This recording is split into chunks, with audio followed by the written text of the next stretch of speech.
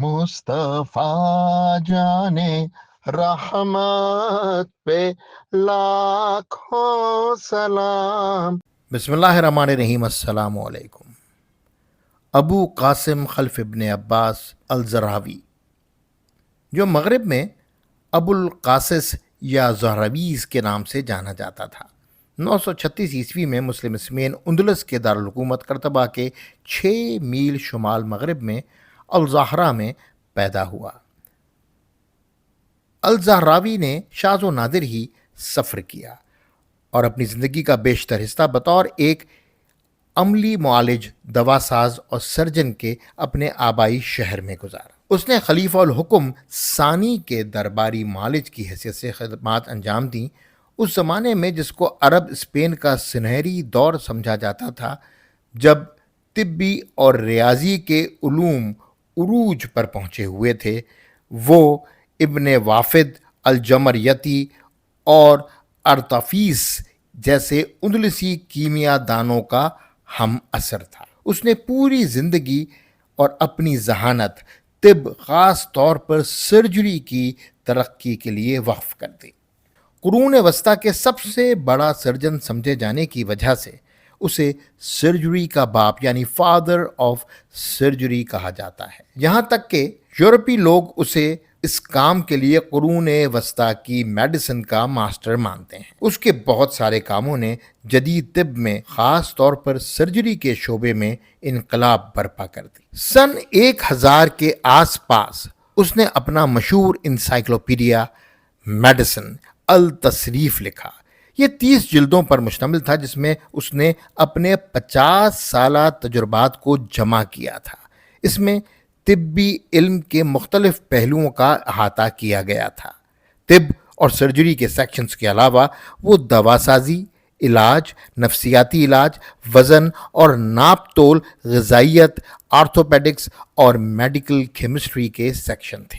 अल तसरीफ में उसने कई मुशाहिदात और मुतअद्दिद ऑपरेशंस जो उसने गुज़िश्ता बरसों में अंजाम दिए थे शामिल किए। इसे अरबी ज़बान में पहला काम समझा जाता है जिसमें सर्जरी को अहमियत दी गई।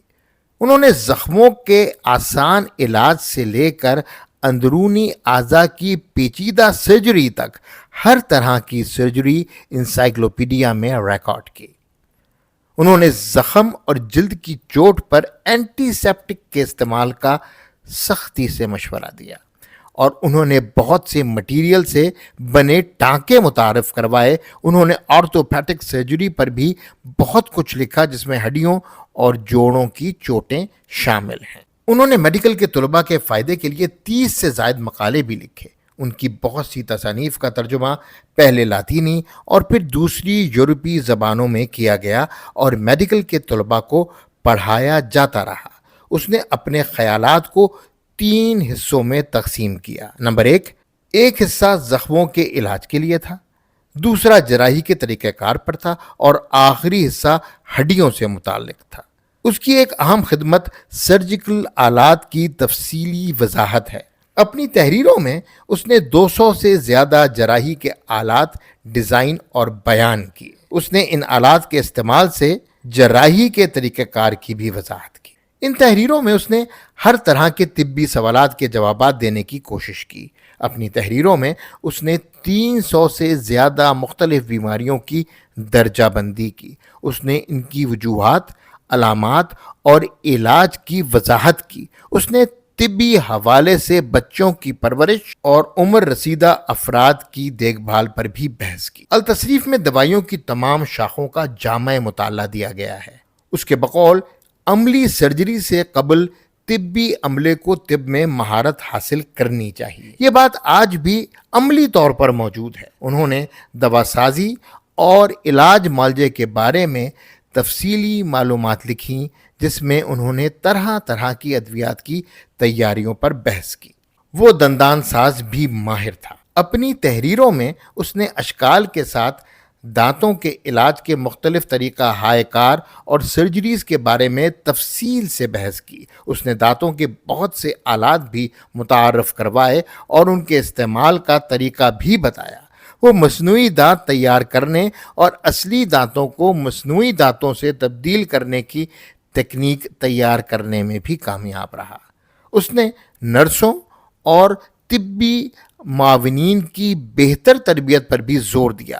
اس کے بقول نرسوں اور دیگر طبی عملے کو مناسب طور پر تربیت دینی چاہیے تاکہ وہ اپنے فرائض علم اور اعتماد کے ساتھ مؤثر طریقے سے ادا کر سکیں۔ اس کے کلینکل طریقوں کو بہت دور اندیش سمجھا جاتا تھا اور آج بھی ان سے رہنمائی لی جاتی ہے۔ وہ اپنے مریضوں کا نہایت غور سے معائنہ کرتا، اس نے انتہائی درست تشخیص اور علاج کی ہر چھوٹی سے چھوٹی تفصیل درج کی۔ اس کے بعد وہ اس طرح کی علامات پر اس ریکارڈ شدہ تجربے کو استعمال کرتا تھا۔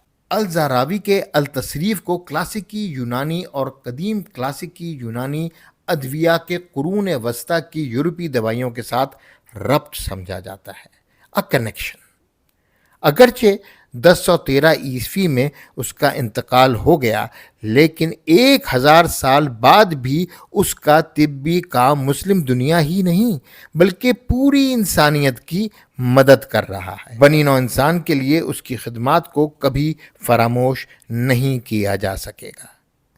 انسنی باتیں، جواد رضا خان۔ مصطفیٰ جانے رحمت پہ لاکھوں سلام۔